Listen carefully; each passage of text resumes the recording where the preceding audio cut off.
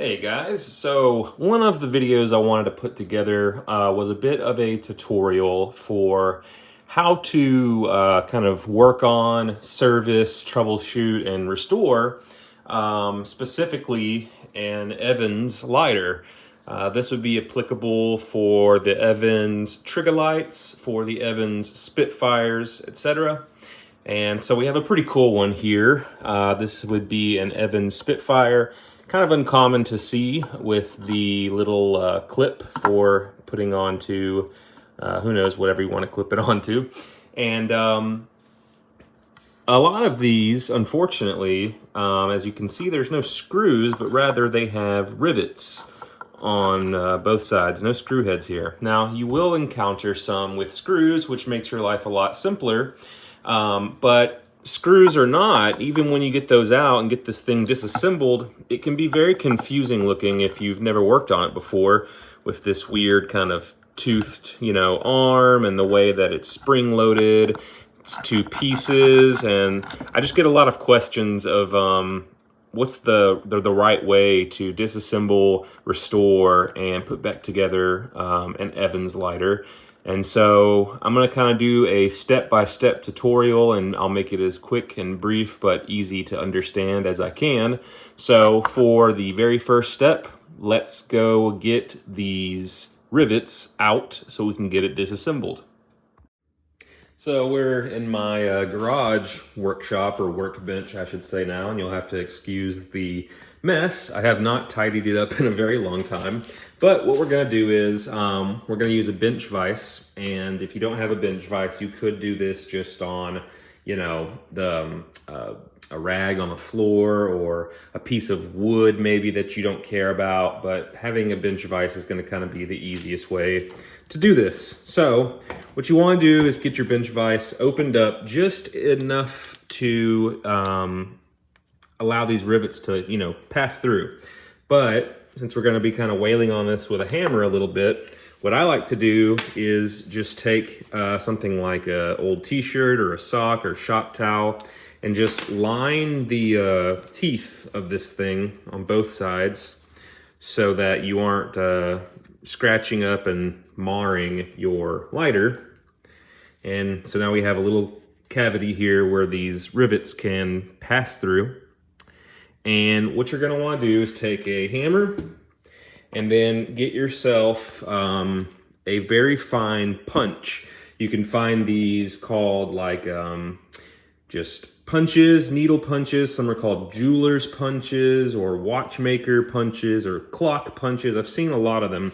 The idea is you want a very thin punch that is going to be the same or slightly smaller than the rivet that you're taking out, which, as you can see, this one is just a hair smaller, so that's perfect. I'm gonna get the camera position here, and we'll get to work. So I like to start on the side that already kind of has the indentation where they've flared those out so that they'll stay in place. Worth noting, even after you knock these pins out, just the sheer tension of the mechanism alone, once it's kind of loaded back up, is enough to keep them in place. You don't need to worry about trying to flare them back out or use glue or anything crazy like that. So not a lot to it. We're going to put the pin right on this first rivet and give it a couple of firm but calculated hammer blows here. One other thing I'm gonna do now also to make my life simpler is just use one of these little squeezer style clamps. I just got this from Harbor Freight, and I'm gonna use this to keep this thing from sliding around while I'm knocking the pin out.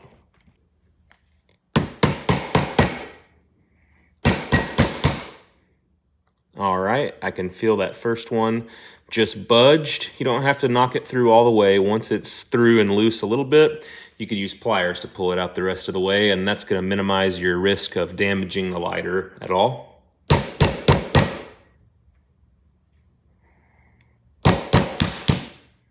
Okay, we're through.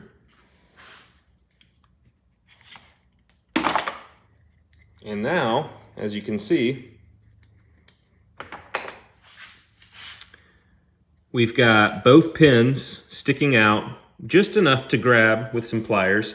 The front one, it may be a little bit out, so I might knock it out just a little bit farther so I can grasp it, but that's the general idea. We can move on to the next step now. Back inside now at the, I guess, my desk or my primary workbench.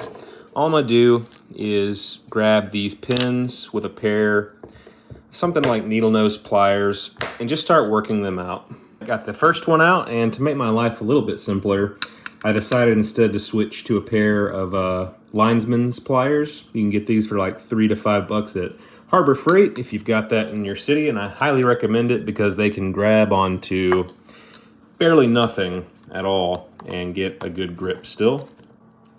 All right, decided to switch angles here because I was cursed with being left-handed, so this will make it easier for you guys to see. And so that is both of our pins or rivets out. As you can see, these things are really tiny, so don't lose these. But that being said, now we can go ahead and disassemble this thing. So first thing you want to do is remove the 2 screws on the bottom. One of those is going to be where you put your fuel, and the other one's going to be your Flint spring. So we'll start with the Flint spring because that's putting lots of pressure on the Flint wheel, and if we take this assembly out while this is in, it's going to shoot the spring and possibly even maybe an old piece of Flint out and make our lives a little bit more difficult. So there you go. Go ahead and take that out. And why not? We'll go ahead and take out the fuel screw as well. Oh, very cool. Sometimes you run into these fuel screws that have storage for an extra Flint, and this is the case on this one. That's always kind of cool to see. And now we will just pull everything kind of up and out, just like that. There's our assembly of everything. And inside, we can see where the wick goes. Let's get something to gesture with, why don't we? Okay. You can see where the wick goes. This curved tube here is where the Flint goes. And as you can see, it's compacted with old Flint. When Flint gets old, it can swell and harden. And this is 99.9% of the time something that is going to have to be fixed on every single old vintage lighter that you attempt to restore. And then finally, on this model of lighter, you've got a hole down here, and it's going to hold this spring, and it'll have something kind of akin to a nail in the bottom of it. And that basically just kind of keeps it held in place, and that's for the springing action of the lever on the striking mechanism. So there we go. So the next thing we want to do is get this Flint tube cleared out. And since we have access to this end of it, our job is actually quite simple. All I'm gonna do is take something thin enough to fit in this hole, like so, but run it through the other end. And you have to bear down sometimes pretty hard and just kind of work the screwdriver, is what I like to use, of course, and until it breaks through this old compacted, solidified Flint. And this will make a mess. It's going to make a very fine powder, and it is enough to create kind of dust in the air, so try not to breathe that in. Sometimes these are so ornery that you end up having to run a drill bit through them, and that can be kind of dangerous because you can damage your Flint tube. So you don't want to resort to that unless you have to. But as you see, I just broke through on this one, and now you see this pile of dust on the desk, more coming out, and that's just old Flint is what we're looking at. Still have a little bit left in the tube here, if you see, so you sometimes kind of have to scrape those walls, really just get it completely cleaned out. And you'll know your job is done, and the test I like to do is drop a Flint in the bottom and see if it just falls out the top. If it passes through without any kind of resistance, you know you've got your flint tube cleared, and in such a way that a flint can successfully sit against the flint wheel and produce a spark. So it's looking pretty good. Last step I like to do is shoot some air through it.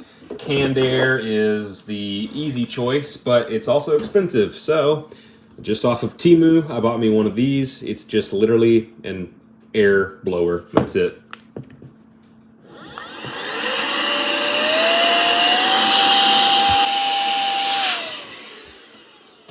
Don't know if the camera caught it, but lots of extra dust kind of shot out when I did that. So always a good step to do. So let's go ahead now, grab a flint, and let's see if we were successful. Here's your flints. Do not pay the outrageous prices to get a pack of 5 Zippo flints for like $3 to $5. Go online, Amazon, AliExpress, Temu, DHgate, you know the ones. Get you one of these. You get 100 flints for like $1.99, and these gold flints work in most of the lighters you'll encounter. Some really old lighters need a special soft flint, such as these Caribbees here. Or if it's a luxury lighter, you may not want to put one of these in. But 9 times out of 10, these are fine. So we're going to go ahead and get ourselves a single gold flint here. And let's do the test. And there you go. Don't know if you saw that, but it passed right through. I'll show you one more time. It passed right through the flint tube and out the top.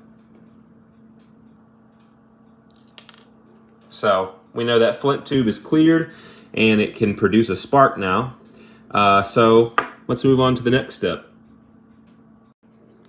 One of the next things I like to do is take a look at the wadding and the wick and see if it can be reused, salvaged, or if it's in need of replacement.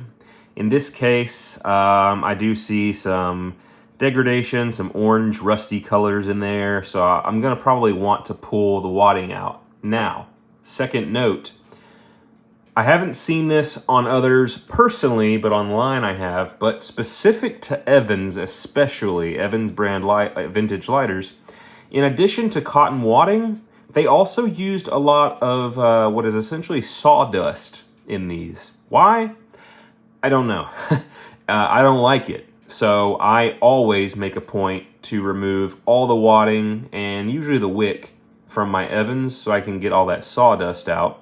So let's go through the very tedious process, and I won't make you watch the whole thing, of removing the wadding. To remove our wadding, I like to use a combination of needle nose pliers to do kind of the main bulk of the pulling. But to get into there, you're gonna need something pretty fine and small. And I like to use tweezers. I recommend getting you a set like this. Again, off Temu. It was like $4 and it's got all different shapes and sizes. And I like to get something with a very fine tip, just like that. And basically, we just reach in and start pulling out our wadding here.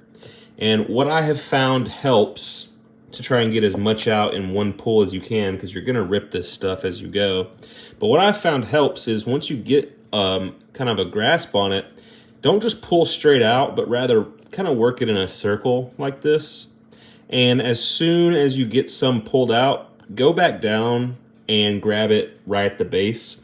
That will kind of help to prevent it from ripping, because the whole idea is you want to pull out as much as you can before you rip it, like I just did. And then you kind of have to go back in with your tweezers and get a hold of some more. So this process is definitely slow going, tedious. Your hand's gonna be cramping, and by the end you're gonna wonder how in the hell they managed to get so much cotton wadding into this tiny thing. And you'll likely be left with a pile of cotton wadding that is many times the size of your lighter. You'll notice some of the sawdust is starting to fall out, like I mentioned. Not all of them have it, but a lot of the ovens have that sawdust. Yep. There it comes. Very annoying. You know you're getting close to the end once you have made it to the wick. Now I'm just working on getting the rest of the sawdust out from something about, you know, that big. We have all this sawdust, wick, all this cotton wadding. It's pretty mind-blowing how much all fits into this one tiny little lighter.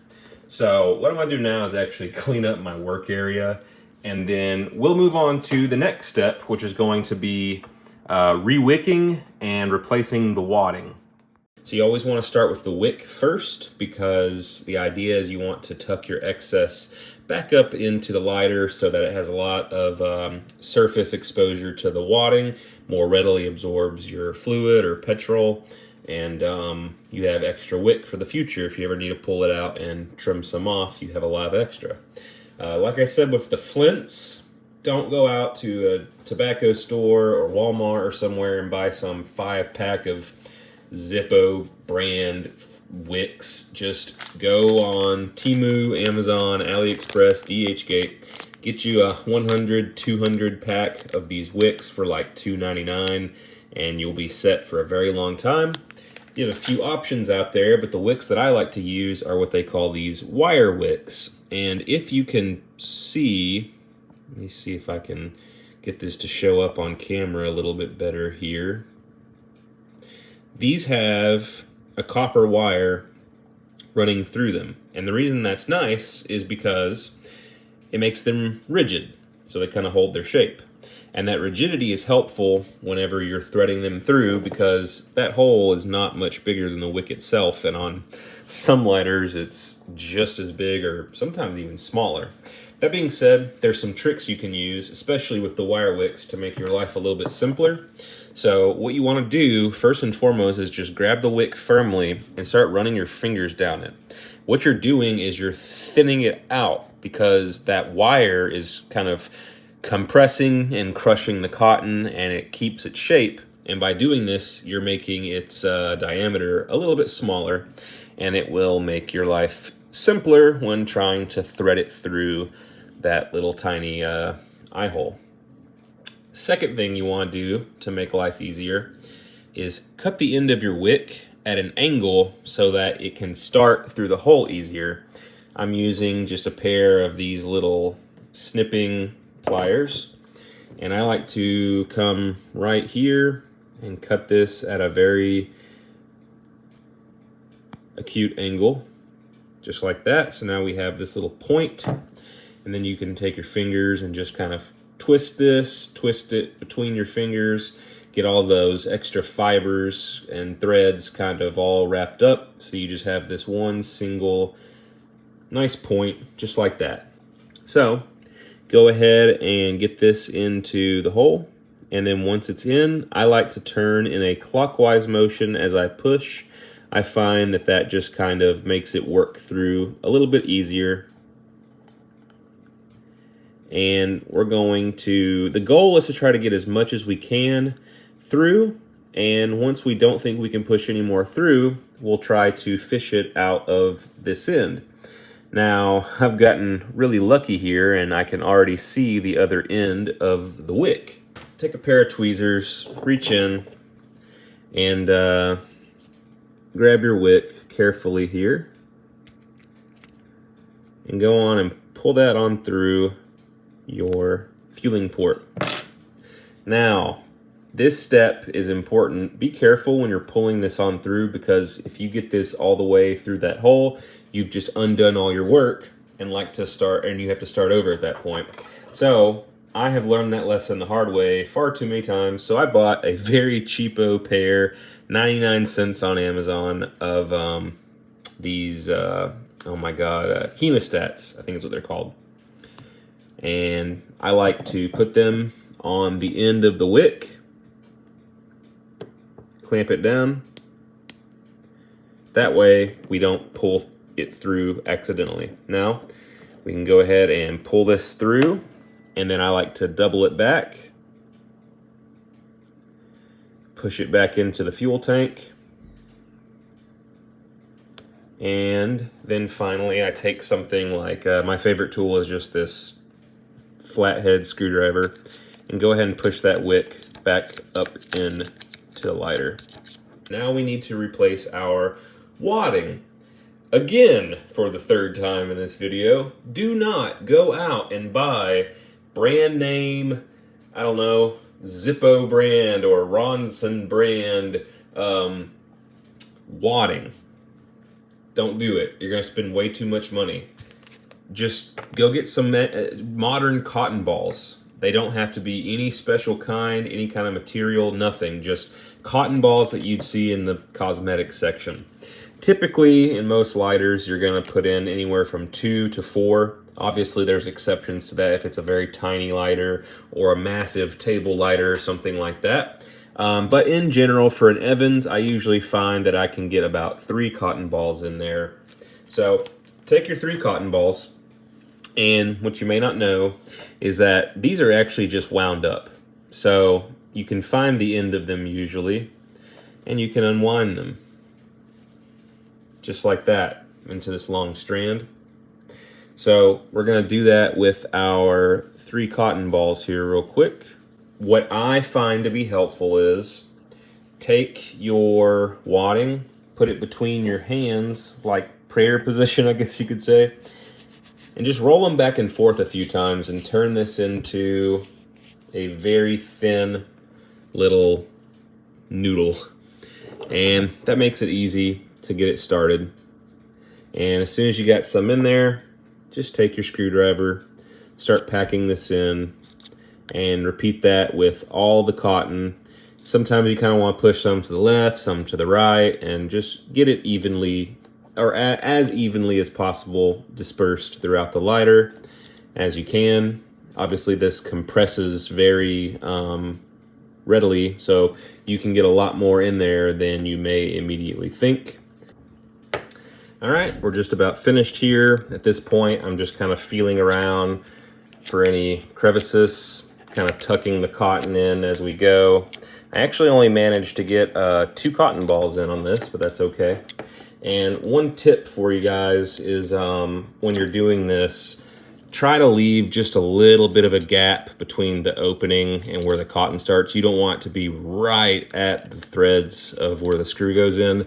Because you want just a little bit of room for your petrol to, if you overfill, it gives you some time to stop pouring because you can see it pooling up and pour off the excess. And for this lighter especially, it's going to be important to have a little gap because, like I mentioned in the beginning, this is one of the style of fuel screws that has extra Flint storage. And I'm not going to be able to pull that out with my fingers because, as you can see, it's quite rusted. But you want to have enough clearance to be able to push that in and tighten it. So we're looking pretty good here. So let's go ahead now and get to probably the single most valuable part of this video, and that's going to be how to reassemble this thing. So pausing on that idea for just a moment, as I was taking this thing apart, I realized this Flint wheel is, let me zoom in here. This Flint wheel is badly compacted with rust and debris. Over time, as these things get used, just old Flint gets between the filing and the teeth on these Flint wheels. And once it gets too compacted, you'll have a hard time, sometimes even impossible, to get a spark because there's no teeth to bite into that Flint. So what I like to do is I like to use either rubbing alcohol, lacquer thinner, or acetone. In this case, we're going to use acetone because I have another project here that is presently soaking in acetone. But what I like to do is take my Flint wheel, grab it with some needle nose pliers, give it a dip into the acetone. You really don't need to let it soak in there unless it's just really badly built up. And then once you've got some acetone on it, I then like to take a simple wire brush, and basically I'm gonna do this off camera so I can kind of get some better leverage. But basically we're gonna just wire brush this thing. Once we get all sides, I'll flip it, get the other side, and that should take care of things. Okay, so if we take a look at our Flint wheel now, you'll see, I mean, hell, it actually shines almost, as you can see. But a little bit of an acetone dip and some wire brushing will go miles to restore most Flint wheels. So now comes kind of the big secret part of how to reassemble this thing. Reassembling the Evans is probably the step that most people struggle with or get tripped up with, but I'm going to show you some secrets to kind of make it easy. So to begin, you take the push button from the mechanism, kind of your lever here, and what you want to do is actually squeeze these two ears together just a bit. And the reason you want to do that is because you want them to friction fit and hold your Flint wheel once you push it between them, just like so. And one way that you can make sure everything is lined up is you can take a paper clip, or what I like to sometimes use, it's one of these SIM card tools from like a cell phone. And I like to just sort of push it through all the different eye holes and make sure everything's lined up. So right now, as you can see, everything passes through, which means it's generally lined up. So to make our lives easy, we go ahead and install this piece first.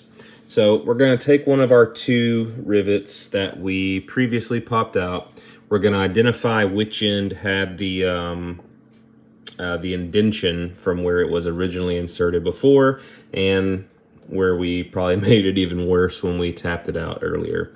And that's the end that wants to kind of go in from the front side through. So we're going to go ahead and put this piece in, get those holes all lined up, making sure that we are lined up.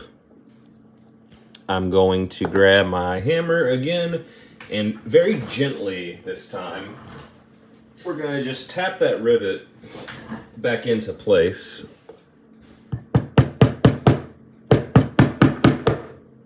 Just like that.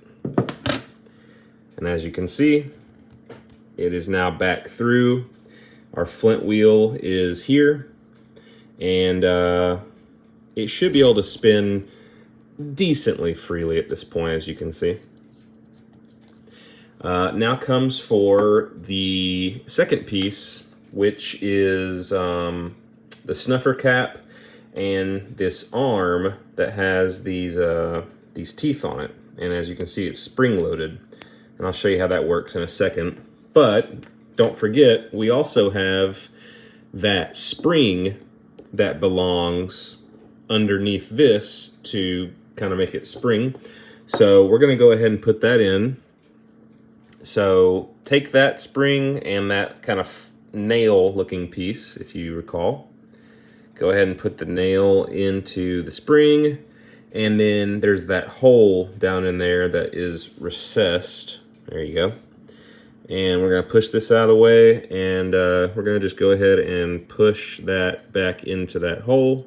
And we can go ahead and kind of bring this down and sort of tuck that spring under until it grabs it. And now we have our spring action.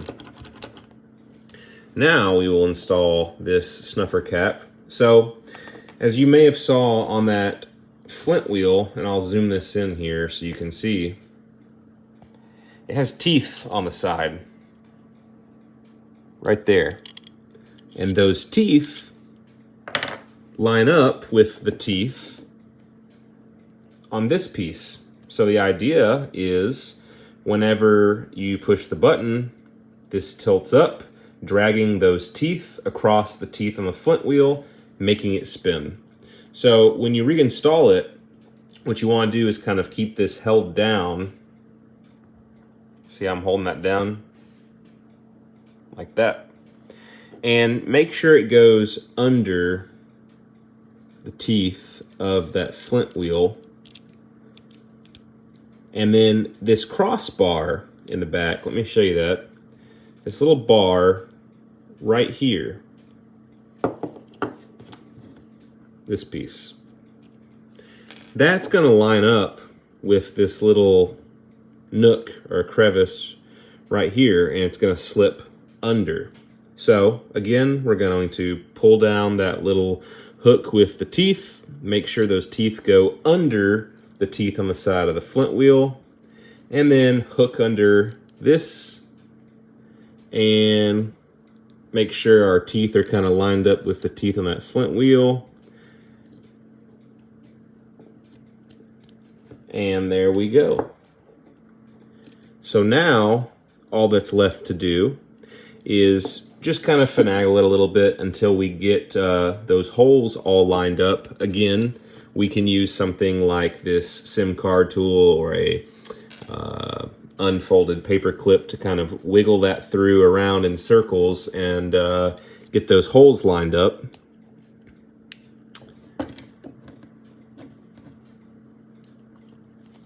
And it looks like, yeah, we're actually passing through.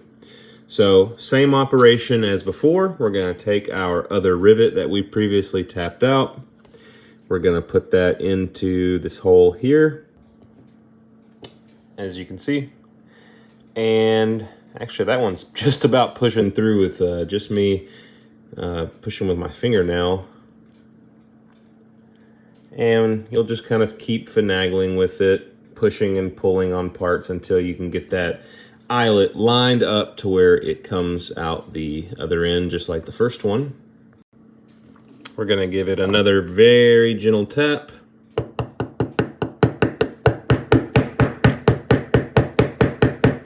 There we have it. Both rivets are now back in their respective places. We now have full functionality of our mechanism. And if you look inside carefully, you can see that that flint wheel is spinning, and we're getting that clicking noise as it comes down. Those teeth are hitting back against that file wheel. So while we're here, let's go ahead and take our tool we used to trim the wick earlier and go ahead and get this wick finally trimmed up to size. I'll pull out some here. And I like to trim it. Me personally, a lot of people are quite adamant on it being extremely short. I like my wick to be as long as the snuffer will accept without kind of, you know, crushing it down when it comes down on the wick, just like so. Cool. We are almost done with this lighter. The next step is going to be to do our flint, which could not be simpler. We're just going to take the flint, drop that down into the flint tube, take our flint spring and screw, push that in, and these Evans make it easy on you because they have that knurling around the edges. You can do everything with your hands. You don't have to use a screwdriver. And now, I will say, sometimes it may still have a weak spark. That can indicate that you need to stretch the spring out just a little bit, or sometimes even in worst case scenarios, add a second flint just to put a lot more pressure on that flint wheel. But let's see how it behaves right now.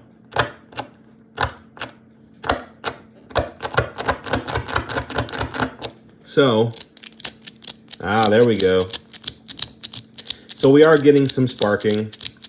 But it's not, well, it's pretty good, but we're missing. And I will say, Evans lighters specifically, more than any other brand, in my opinion, seem to benefit from having a pretty decent amount of flint tension.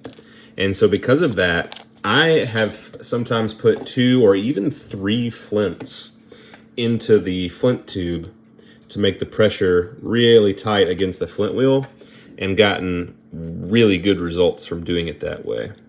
There we go. When you put a new flint in, you have to scrape it a couple of times to get that gold coating off and get a good groove started in the flint. And so that's why your first 5 to 10 strikes won't always produce a spark. And so we're gonna open this up and go ahead and get this fueled up. And I like to just pour this in until it kind of starts to seem like it wants to overflow almost, and then I stop. One thing to note, these modern cotton balls, they take a little bit longer to absorb the petrol than the wadding does. So sometimes you have to kind of fill it, stop, wait on it to soak in a little bit, add a little more, stop, wait for it to soak in. And I'll do that maybe 2-3 times. And we're gonna call that good. One thing to note, if you overfill your lighter, it's not the end of the world, but if a lot comes out where it's kind of dripping through the wick, if it gets onto your flint wheel, it will not produce a spark until it air dries. So that's something to keep in mind. All right, so we have finished putting fuel into our ovens. And just to kind of recap here, we have removed the rivets, disassembled it, cleaned it up, replaced the wick, replaced the wadding, wire brushed the flint wheel, reassembled it all, replaced the flint, tensioned the flint spring, and fueled it. And let's see the results. The only step that's left actually is to give this thing a proper all-over cleaning and a polish. However, I have a lot to say about polishing old vintage lighters, so I'm actually going to make that a separate video. But for now, I hope this video kind of helped you guys. Really, you can use a lot of these tips for restoring any vintage lighter, but especially I hope it helped seeing how to disassemble and reassemble an Evans, regardless of if it has screws or rivets. And until next time, hope you guys enjoyed the video.